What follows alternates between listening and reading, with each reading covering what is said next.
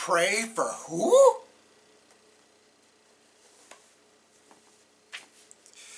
But I say to you, love your enemies, bless those who curse you, do good to those who hate you, and pray for those who spitefully use you and persecute you, that you may be sons of your Father in heaven.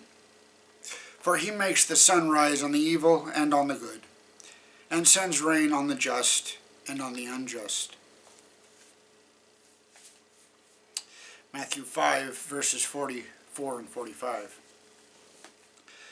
I find it remarkably easy to pray for my wife and children.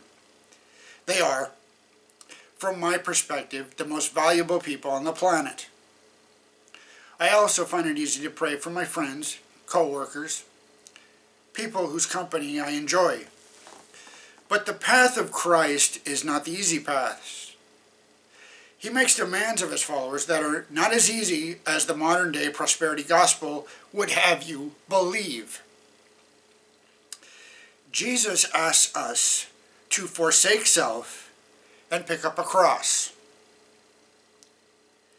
He asks you to value others more than we value ourselves.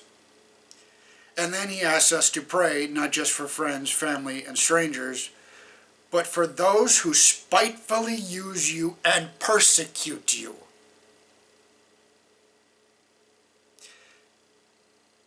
That is a tall order. How do you pray for someone you do not even like?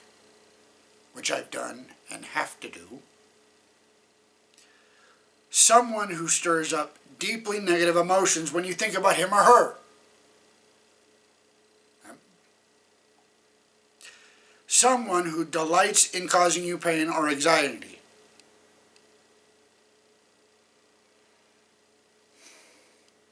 That one would be hard.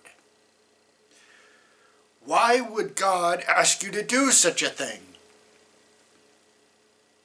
The answer is found in the next words that Jesus spoke.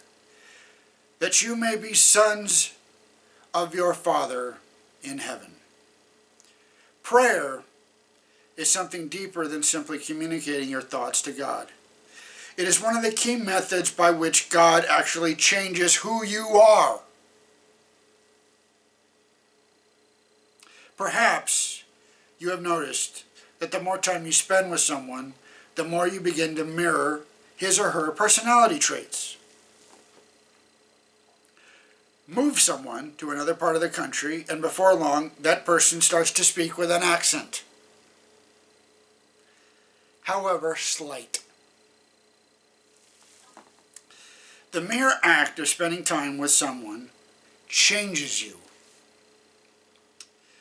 To pray is to enter into the presence of God, to step boldly into his throne room, to linger deliberately in his presence.